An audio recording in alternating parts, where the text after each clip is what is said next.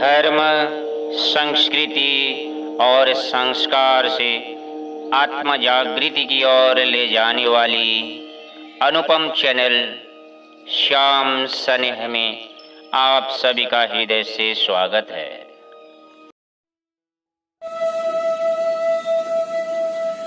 बोले श्री कृष्ण कन्हैया लाल की जय, श्री निजानंद स्वामी की जय, श्री बाबा जी दयाराम साहेब आपकी सदा ही जय। अक्षरातीत धामधनी श्री राज श्यामा जी के चरण में नमन वंदन स्मरण करते हुए प्रातस्मरणीय संत गुरुजन विद्वज्जन के चरण में प्रणाम करते हुए आप सभी सुंदर साथ जी को मेरा सादर प्रणाम। तारतम्य के महात्म्य के साथ में, तारतम्य के प्रकाश में आप सभी सुंदर साथ जी अक्षरातीत धामधनी श्री राज जी महाराज की ही लीला ब्रजरास में जो मुख्य स्वरूप श्री कृष्ण जी किस तरह से संसार में अवतरण हुए, श्री कृष्ण जी की पहचान के क्षेत्र में शास्त्र पुराण वेद वेदांत आदियों में से महामती प्राणनाथ जी महाराज ने तारतम्य की दृष्टि से जिस ज्ञान को हमें प्रदान किया, इसी विषय को लेकर आप सभी सुंदर साथ के सामने मैं चर्चा कर रहा था, कुछ भाव को प्रकट कर रहा था।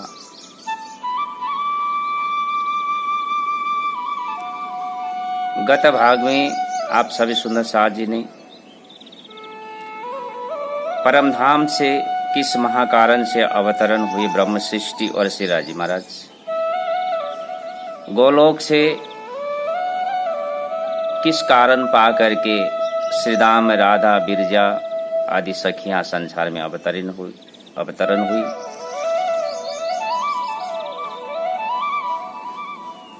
उनको संसार से मुक्त कराने के लिए गोलोक से भी श्री कृष्ण जी इस धराधाम में प्रकट हुए। इसी के साथ साथ में इस क्षर ब्रह्मांड के शिखर में जो वैकुंठ है, वैकुंठ के वासी विष्णु भगवान प्रत्येक युग में अपने वायदे के अनुसार 24 अवतार लिया करते हैं। उनमें से 20वां अवतार श्री कृष्ण जी का जो अवतार है, उनने गीता में कहा था, परित्राणाय साधूनां विनाशाय च दुष्कृता धर्म संस्थापनार्थाय संभवामि युगे युगे। धर्म की संस्थापना करने के लिए, साधु संत की रक्षणावेक्षण के लिए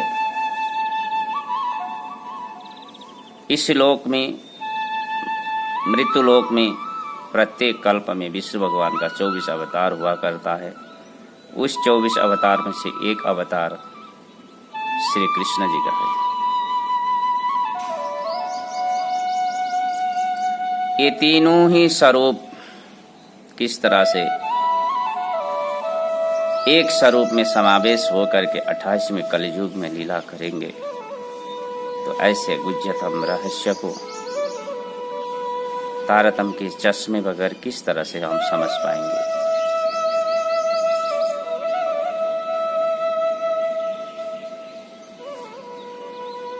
आइए प्यारे सुंदर साथ जी, आगे उस प्रसंग को मैंने यहाँ तक पहुँचाया था। यहाँ से आगे गोपियाँ परमधाम से जो ब्रह्म सृष्टि मूल मिला में बैठ करके जैसे खेल में अवतरण हुई, एक ही समय में अक्षर को भी राज्य महाराज ने हुक्म दिया, ब्रह्म सृष्टि को भी इस खेल में आने के लिए हुक्म किया। ब्रह्म सृष्टियाँ सुरता रूप से इस संसार में अवतरण हुई। अक्षर भगवान ने जिस ब्रह्मांड को निर्माण किया उसी निर्मित ब्रह्मांड में ब्रह्म सृष्टियां आई, परंतु अक्षर भगवान को जैसे आज्ञा हुआ, अक्षर भगवान ने ब्रह्मांड को निर्माण करके ब्रह्म सृष्टि अवतरण होते होते यहाँ एक परार्ध 28 कल्प समय व्यतीत हो चुका था। दोनों का कार्य तो परम धाम में एक साथ में शुरू हुआ था, परंतु अक्षर के ब्रह्मांड बना करके ब्रह्मांड का समय इतने जल्दी व्यतीत होता गया। एक परार्ध 28 कल्प व्यतीत होने के बाद में 28वें द्वापर में श्री कृष्ण जी का यहाँ आगमन का समय हो रहा था। गोलोक से भी श्रीधाम सखी इस संसार में अवतरण हो चुकी थी। गोलोक सखी जिस जीव के ऊपर में बैठ करके लीला कर रही थी, वो जीव का घटना इस प्रकार का है। द्रुमलिक नाम करके एक राक्षस हुआ करता था। कंस के पिताजी उग्रसेन, इस समय तक उनका पुत्र नहीं था। एक दिन द्रुमलिक ने छद्म वेश धारण करके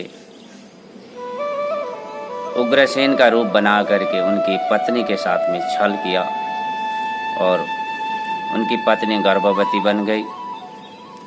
जाते जाते द्रुमलिक को उनकी पत्नी ने श्राप देने लगी। द्रुमलिक राक्षस ने कहा, हे माते, आप श्राप मत देना, क्योंकि ये तो नियति की इच्छा थी। आपके गर्भ से एक महान पुरुष का जन्म होगा, है तो राक्षस कहलाएगा, राक्षस की वृत्तियां होगी उनके अंदर में, परंतु इनको उद्धार करने के लिए स्वयं गोलोकवासी श्री कृष्ण जी संसार में अवतरण होने का भी एक कारण बनेगा। तो इनके उद्धार करने के लिए गोलोकवासी श्री कृष्ण जी आएंगे, तो सभी जीवों का उद्धार का ये एक लीला होगा। तो ऐसे महान स्वरूप गोलोक कृष्ण के हाथ में इनका निधन होगा।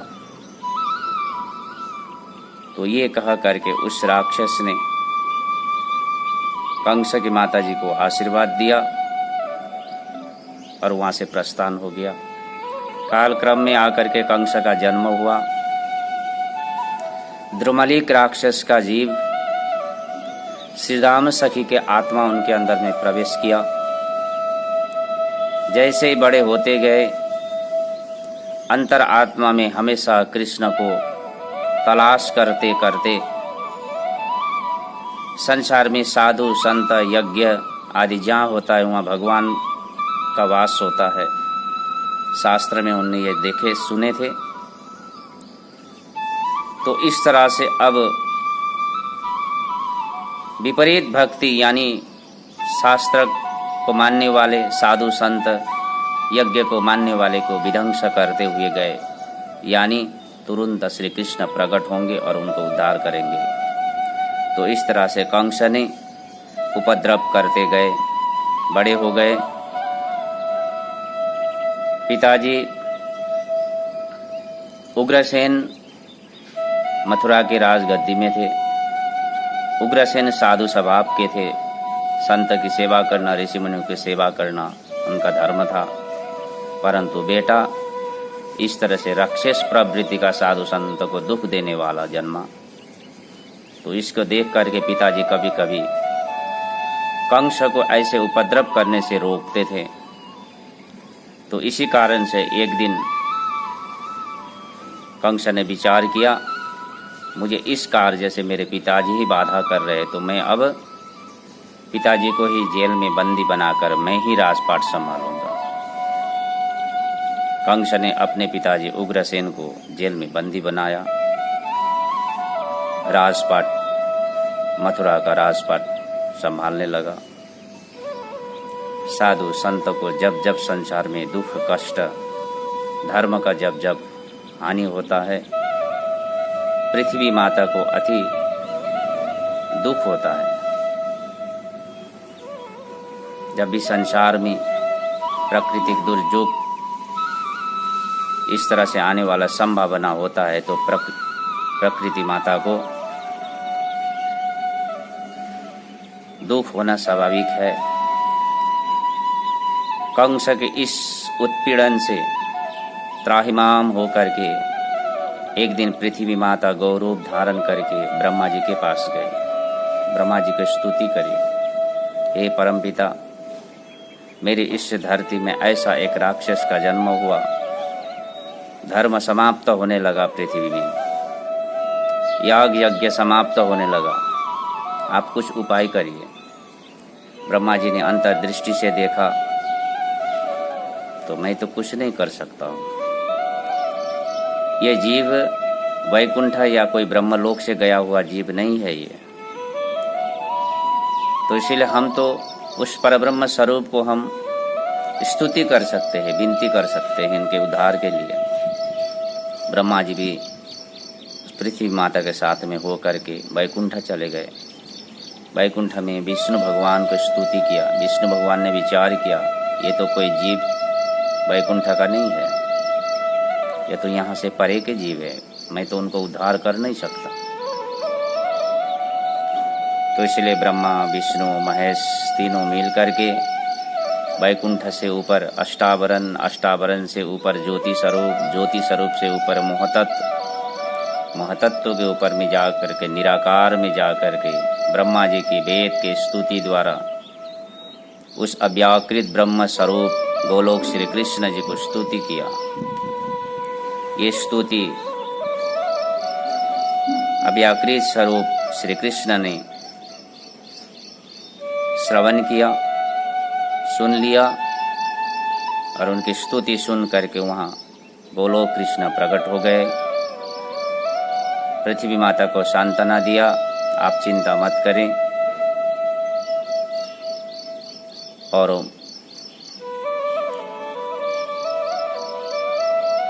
कंस के उद्धार के लिए मुझे संसार में आने का, मेरा संसार में आने का कारण बनी रहा है।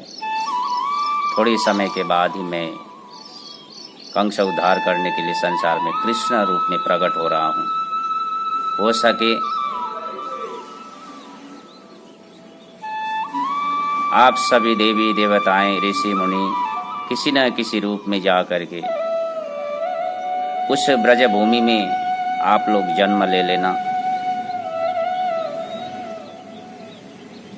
और मेरी लीला में आप लोग को भी आनंद मिल सके। श्री कृष्ण जी ने आशीर्वाद दिया। ब्रह्मा जी के सृष्टि में जीवों में भी 3 प्रकार के जीव है। उस 3 प्रकार के जीवों में उत्तम, मध्यम और कनिष्ठ। उत्तम प्रकार के जीव देवी देवताएं है, मध्यम जीव है ऋषि मुनि, कनिष्ठ जीव और संसार में जो खाना पीना रहना, केवल पेट के लिए जीना, इसको कनिष्ठ जीव माना गया है। तो इसलिए उत्तम प्रकार के जीव और मध्यम प्रकार के जीव दोनों ही आकर के ब्रज में किसी न किसी रूप से जन्म लिया और उस लीला को अनुभव करने के लिए उनको भाग्य मिला। स्तुति करके ब्रह्मा विष्णु महेश अपने अपने स्थान में लौट करके आए, पृथ्वी माता भी अपने स्थान में लौट के आई।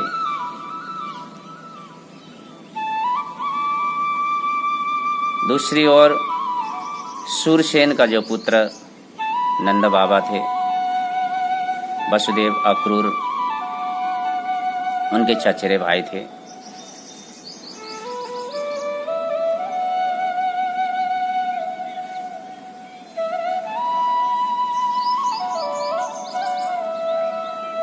सूरसेन के पुत्र चचेरे भाई के जो पुत्र वसुदेव के साथ में देवकी का विवाह हुआ। विवाह हो करके अति आनंद के साथ में देवकी का विवाह करके विदा कर रहे थे कंस। अनेकों धन सोना गहना हीरा मोतियों से भर करके रथ में भराया। अनेकों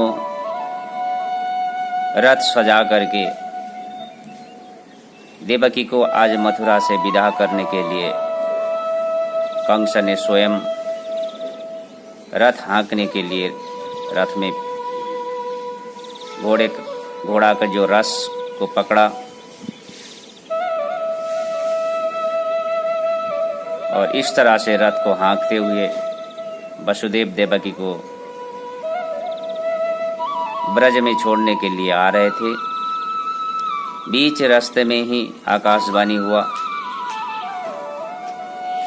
हे कंस, तुम जिस बहन को इतने आनंद के साथ में विवाह करके विदा कर रहा है, उसी बहन के 8वां गर्भ से तुम्हारा काल का जन्म होगा। इस तरह से आकाशवाणी के माध्यम से कंस को ज्ञात कराया गया कि देवकी के 8वां पुत्र द्वारा कंस का वध होगा। कंस ने विचार किया, देवकी के 8वां गर्भ से यदि मेरा काल का जन्म होगा, मेरी मृत्यु होगी, तो मैं देवकी को ही रहने नहीं दूंगा, देवकी को ही मैं वध कर दूंगा बोल करके रथ से उतर करके देवकी को पकड़ करके घिसटते हुए जमीन में लेके आया। म्यान से तलवार को निकालने के लिए मारने के लिए तैयार हुआ। इस समय वसुदेव ने विचार किया, वसुदेव के साथ में अभी अभी विवाह हो चुका है, तो इसलिए वसुदेव ने वेद को साक्षी रख के देवकी के साथ में विवाह जब किया है, हर प्रकार से उनकी अपने पत्नी को सुरक्षा के लिए उन्हें वादा किया है भगवान से, तो अब इस समय में कैसे करके भी उनको बचाना है। वसुदेव ने कंस को स्तुति करने लगे, हे कंस, आप इतने ज्ञानी हो, आप इतने महान हो, और इस घड़ी में आप इतना तुच्छ कर्म करके आप खुद को बदनाम मत करिए। वसुदेव ने विचार किया,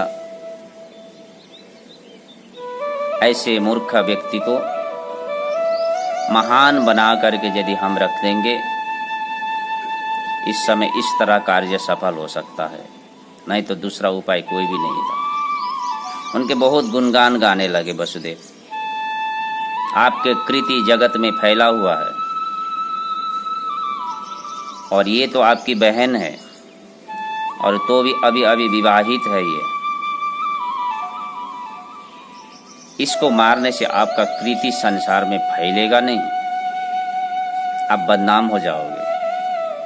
हे कंस, मैं आपका बदनाम होना नहीं दूंगा, तो इसीलिए मैं आपको एक उपाय बताता हूँ, यदि मानेंगे। देवकी के 8वां पुत्र से आपका डर है, तो देवकी के 8वां पुत्र एक एक करके मैं 8 पुत्र आपको सौंप दूंगा, आप उनको वध करना, देवकी को क्यों वध करोगे। तो हम दोनों को इस तरह से आप ले जा करके कारागार में बंदी कर दीजिए, और हम दोनों में से जो पुत्र का जन्म होगा आपको मैं सौंपते जाऊंगा, आप उन 8 पुत्रों को मारना। देवकी को मत मारो। ये कहा करके देवकी को उस समय बचाया, ले जा करके वसुदेव देवकी को कारागार में बंदी कर दिया। इतना मजबूत व्यवस्था, 7 दरवाजे के अंदर में, और इसके अंदर भी वसुदेव देवकी को लोहे की बेड़ी लगा करके उनको सांकल से बांध दिया गया था ताकि वहाँ से भाग न सके। और 1 दरवाज़ा, 2 दरवाज़ा, 3 दरवाजा ऐसे करके 7 दरवाजे के अंदर में उनको बांध के रखा। प्यारे सुंदर साथ जी विचार करके देखें, काल को इस तरह से हम जैसे भी बांध करके रखें, 7 दरवाजे के अंदर में सांकल से बांध करके भी रखें, काल कभी बंधने वाला नहीं है। काल तो किसी न किसी प्रकार से एक दिन आ ही जाता है। तो इसीलिए कंस ने काल के डर से आज इस तरह से वसुदेव देवकी को जेल में बंदी कर दिया और एक एक करके 6 पुत्र को कंस ने वध किया। और जो 7वां जो पुत्र थे, शेषशायी भगवान का ही अवतार बलराम का जन्म हुआ। योग माया द्वारा देवकी के गर्भ से निकाल करके ब्रज में रोहिणी के गर्भ में स्थापना किया। और रोहिणी के गर्भ द्वारा 1 साल पहले बलराम का जन्म हुआ। और पिछले आगे जा कर के 1 साल बाद अब श्री कृष्ण जी का जन्म होना है। मथुरा में वसुदेव देवकी के उस कारागृह के अंदर में किस तरह से श्री कृष्ण जी का जन्म होगा, इस संसार में साक्षात अक्षराती धामधनी गोलोक कृष्ण और विष्णु का 24 अवतार का लीला किस तरह से इस संसार में प्रकट होगा, इस विषय में मैं फिर आगे के प्रसंग में आपको मैं सुनाते जाऊंगा। आज के विषय में कोई बोल भ्रांति हो तो प्यारे सुंदर साथ जी मैं क्षमा चाहता हूँ और आज के विषय को मैं यहीं विराम दे रहा हूँ। बोले श्री कृष्ण कन्हैया लाल की जय। श्री बाबा जी दया राम साहेब आपकी सदा ही जय। प्रणाम। प्यारे सुंदर साथ जी, श्याम स्नेह आपका सत्संग का अनमोल चैनल है। इसे लाइक, शेयर, कमेंट और सब्सक्राइब जरूर करें।